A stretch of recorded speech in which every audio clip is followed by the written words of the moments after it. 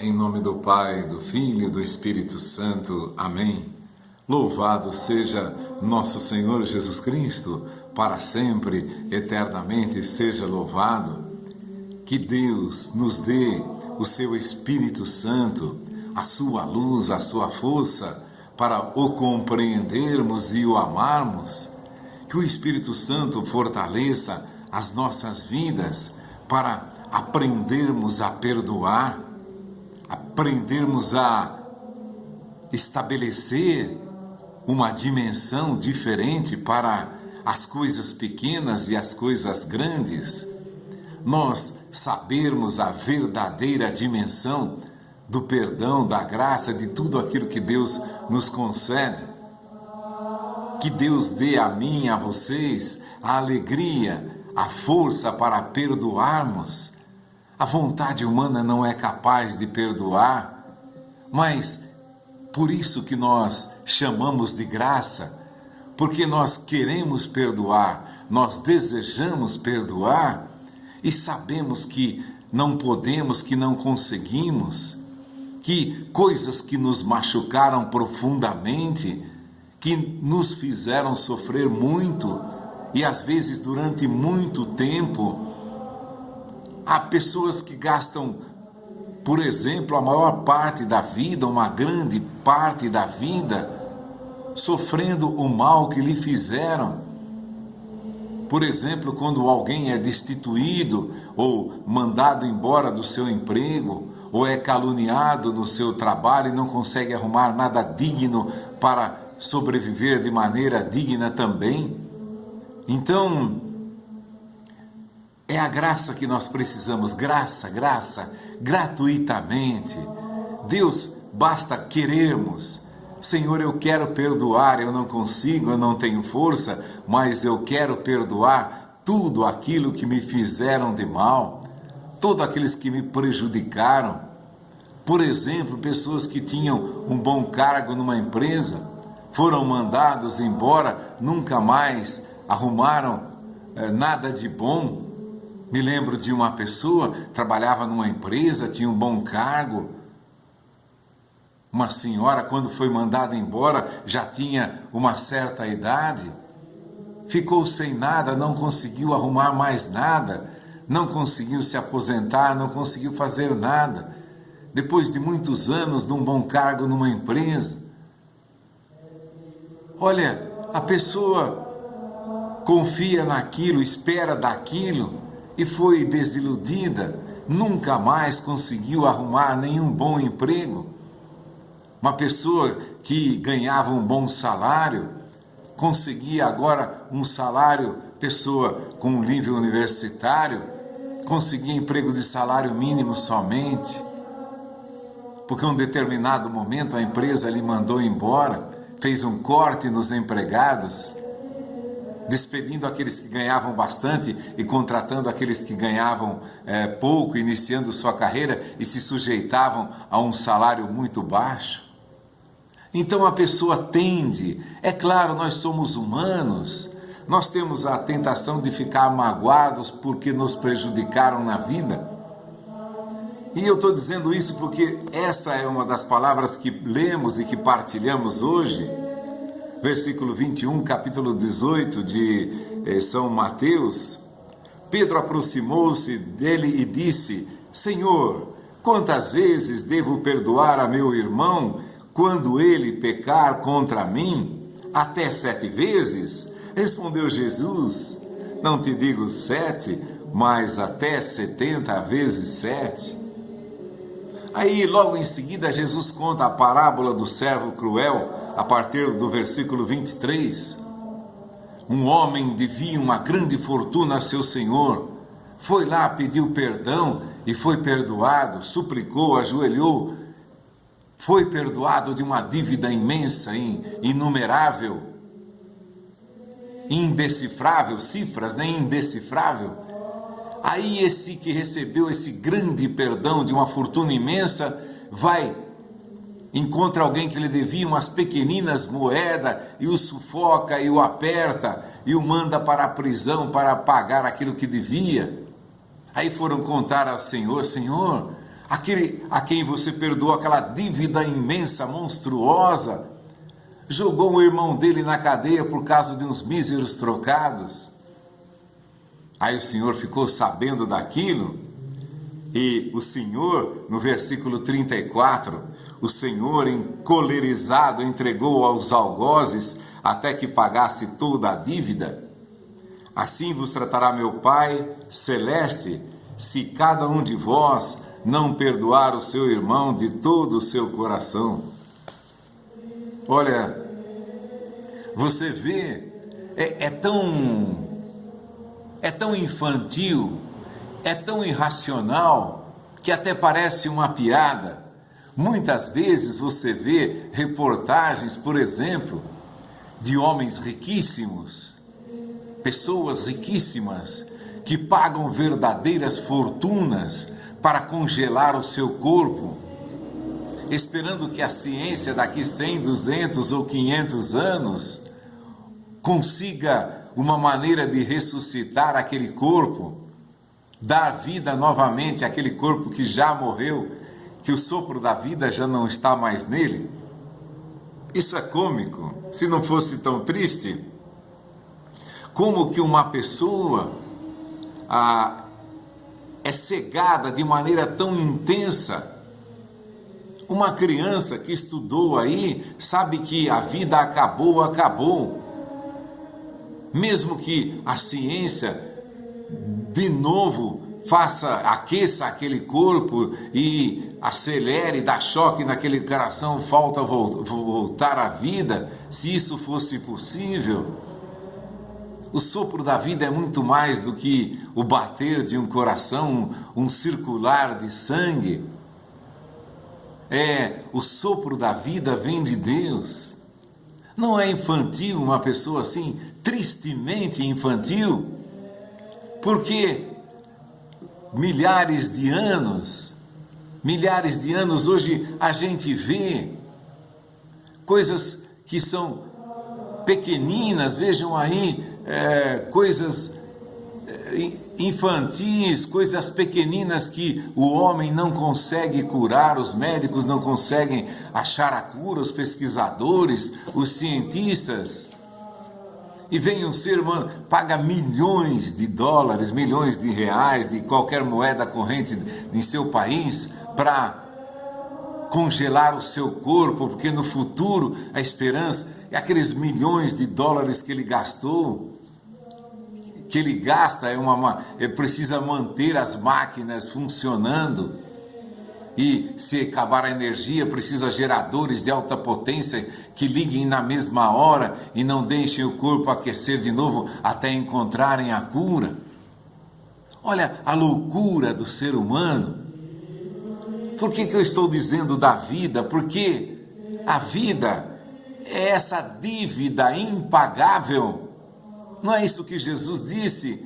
O que dará o homem em resgate de sua vida, para pagar o preço da sua vida? Conta aquela parábola daquele homem riquíssimo que encheu os celeiros e diz: agora eu estou garantido, eu vou viver uma vida por muitos anos. Aí Deus lhe disse: tolo, ainda esta mesma noite será tirada a tua vida. E o que você vai pagar em troca da tua vida? O que você vai dar para reaver a tua vida? Acaso você vai poder oferecer a Deus algum dinheiro para que Ele salve a tua vida? Nem que um homem tivesse toda a fortuna do mundo sozinho. Se você reunisse todas as riquezas deste mundo, os grandes, os maiores ricos do mundo, os mais ricos de todo o mundo, reunisse todas as riquezas, não pagaria o preço de uma vida? Olha, essa é a dívida enorme, impagável, que Jesus cita nessa parábola do servo cruel. A vida é uma dívida impagável. E nós já vivemos, já estamos aqui. E agora vem o pedido de Jesus para perdoarmos de coração aqueles que nos ofenderam. Nós recebemos, Jesus vai dizer: não há pecado no homem que não possa ser perdoado, a não ser contra o Espírito Santo. Todo pecado será perdoado àquele que se humilhar na presença de Deus. E nós sabendo que, confiando em Deus, lhe pedindo o seu perdão e a sua misericórdia, recebemos o dom da vida eterna. Então, essa vida, a semente para recebermos a vida eterna. Quem pode fabricar uma semente? Pega uma semente qualquer, quem pode fabricar uma semente? Mesmo que você tenha todo o conhecimento genético, todo o metabolismo genético, ninguém pode. Fizeram lá o clone de um animal, obtendo o gene do próprio animal, mas ninguém fabrica um gene nem de um animal, nem de um ser humano. As coisas, você viu a Terra, é um globo durante tantos anos, é um globo que você vê do espaço, aquela enganação que durou tantos anos do homem pisando na Lua e agora descobrindo que tudo aquilo foi uma farsa para impressionar o mundo, para, entre aspas, receber o respeito do mundo, que eles estavam acima de todos e de tudo. Agora foi revelada uma farsa e tudo está sendo contestado. Aquilo que os homens acreditavam como uma grande descoberta, uma maravilhosa descoberta. E aí uma pessoa pega uma pneumonia, um resfriado, uma dengue. Uma senhora um dia me contava que seu filho morreu com uma dengue. Pegou uma dengue, foi indo, deu hemorrágica, morreu de uma dengue. E você vê aí nos noticiários, morreram tantas pessoas de dengue esse ano, tantos casos confirmados. Olha aí, um resfriado bobo, entre aspas, né? Um vírus aí de nada perante os grandes males que há no mundo. Uma pessoa morre, que ele pode dar em troca de sua vida. Agora, o perdão, a maravilha do perdão. Então, olha a graça, a liberdade que Jesus quer nos dar. Imagina você não sentindo rancor de ninguém, raiva de ninguém, desejo de vingança por ninguém. Se você não tiver nenhum desejo de vingança com nenhuma das pessoas que você conheceu ou conhecerá, olha a alegria que pode residir no teu coração. Basta buscar a graça de perdoar. Nós, graças a Deus, nós não temos essa graça, nem isso. E graças a Deus não podemos nos vangloriar de sermos aqueles que perdoam os outros. Acho interessante aquela frase que Deus diz a Moisés, eu endureci o coração do faraó para que o povo não receba a ordem de sair do Egito. Não, o faraó, eu endureci o coração do faraó para que ele não permita que o povo saia, porque eu vou mostrar o meu poder. Como é que Jesus endurece o coração de uma pessoa? Não, Deus não faz um ato de endurecer lá e vou endurecer, vou embalsamar, vou engessar, vou petrificar aquele coração. Não, apenas Ele deixa de dar a sua graça e o homem volta a ser aquilo que é. Não foi assim que Adão morreu, não foi assim que a morte veio ao mundo. Deus retira o dom da sua vida, o sopro da sua vida.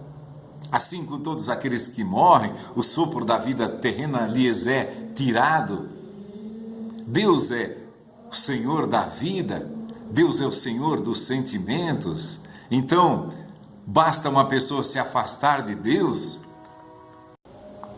e seu coração é endurecido, é petrificado, que ele está se afastando de Deus, porque Deus é misericórdia e quer dar a misericórdia a seus filhos. Ele quer realizar dentro de cada um de nós o dom da misericórdia.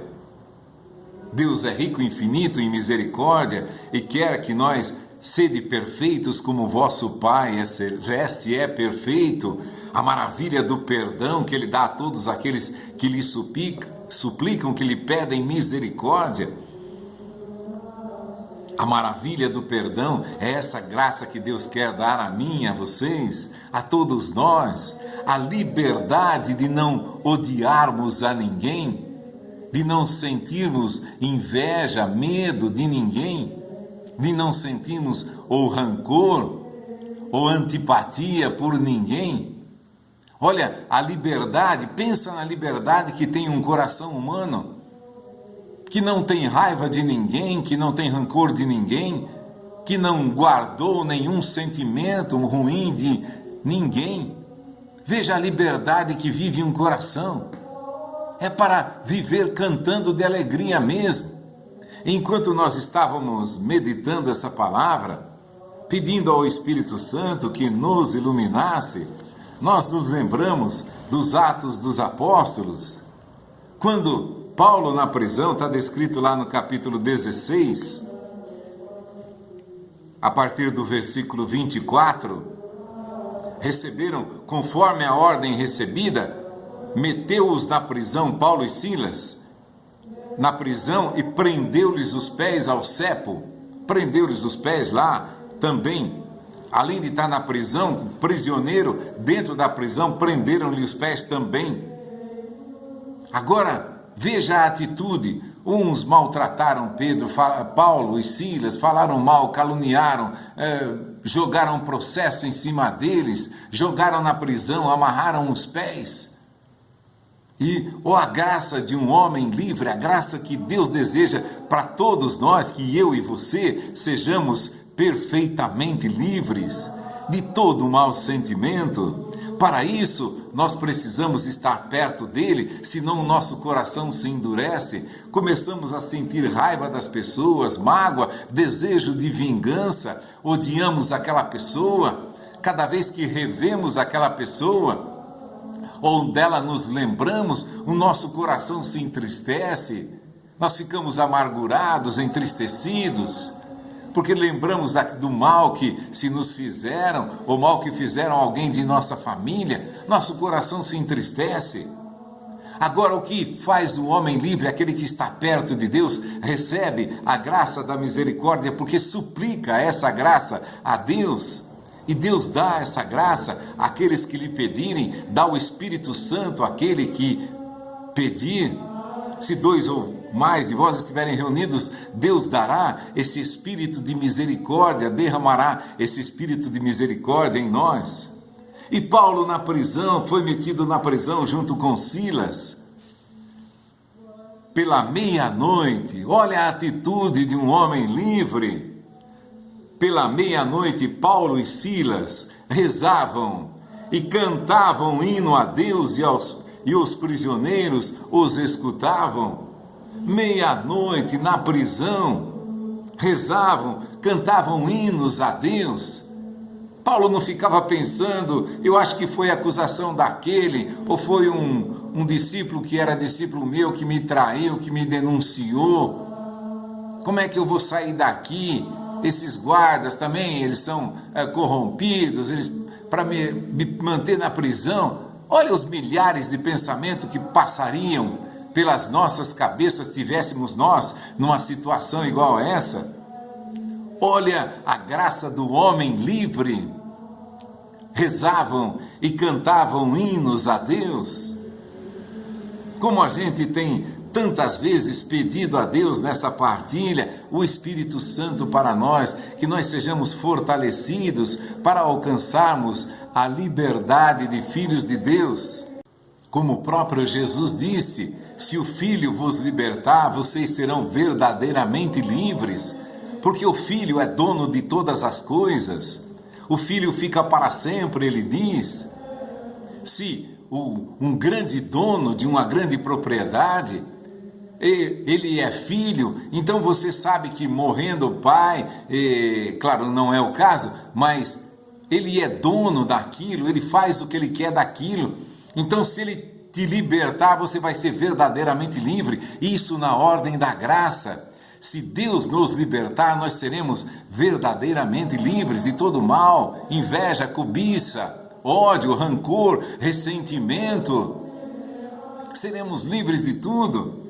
Paulo jamais pensou em nada, em ninguém, nesse sentido. Aqueles governadores ou aqueles juízes, jurados que o queriam condenar, que o queriam manter inativo, Paulo não pensou nada disso.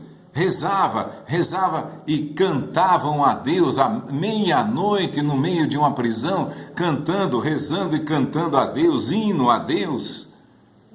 Olha a graça, a força de um homem livre. É isso que Deus deseja para mim e para você, essa liberdade perfeita. Se tantos rancores, se tantas tristezas nos assaltam, Jesus nos convida nessa partilha a nos aproximarmos dele, recebemos a graça dessa liberdade, que nós possamos rezar e cantar hinos todo o tempo, cantar todos os dias, cantar e cantar, porque nós recebemos de Deus a liberdade. É a gratidão, primeiro, o dom da vida, essa grande fortuna que jamais ninguém poderá pagar a Deus, depois nos submetendo a Deus, a Ele obedecendo, nós recebemos o dom da vida eterna, porque Ele nos dá o seu perdão, nos mantém livres, e uma vez livre não teremos mais rancor, ressentimento, ódio, inveja. É essa liberdade que Deus quer que você e eu tenhamos. Vamos suplicar que todos tenham essa liberdade, que todos nós olhamos cada pessoa e vamos o tempo todo, o dia todo, rezando para que nós e todos os nossos irmãos encontrem essa alegria dessa liberdade, de não ter nenhum sentimento ruim. É impossível aos homens, mas para Deus tudo é possível, Jesus diz. É por isso que é graça, é por isso que ninguém se vangloria, por menor que seja a sua capacidade de obedecer a Deus, ninguém se gloria. Como São Paulo, eu prefiro gloriar-me de minhas fraquezas, para que a força de Deus habite em mim. Não tivesse ele se gloriado de suas fraquezas, não teria recebido a força de rezar e cantar hinos a Deus dentro de uma cadeia, rezando e cantando dentro de uma cadeia com perfeita alegria, porque de ninguém tinha rancor, de ninguém tinha medo, sabe que Deus é onipresente, é onisciente, que nem um fio de cabelo cai nem de sua cabeça, nem da minha, sem que a vontade de Deus o permita, e quando Ele permite, é um bem para nós, mesmo que nós não o vemos, que nós não o sintamos, é um bem para nós. Então, cada segundo da tua vida, ou cada fio de cabelo que cai da tua vida, é um dom maravilhoso de Deus, que Deus está te dando para a libertação plena da tua vida, para que você seja livre de todo mau sentimento, e sendo livre de todo mau sentimento, apenas gaste a tua vida rezando e cantando hinos a Deus. Isso que Deus quer de nós. Por mais distante que vejamos essa possibilidade, essa realidade, não é impossível a Deus. Parecendo impossível a nós, não é impossível a Deus. Então, é nele que nós confiamos, é a Ele que buscamos. É dele que esperamos receber essa liberdade verdadeira de filho de Deus. Deus seja louvado por toda a liberdade que é dada a cada instante, a cada ser humano. Seja louvado e seja cantado por isso. Em nome do Pai, do Filho e do Espírito Santo. Amém.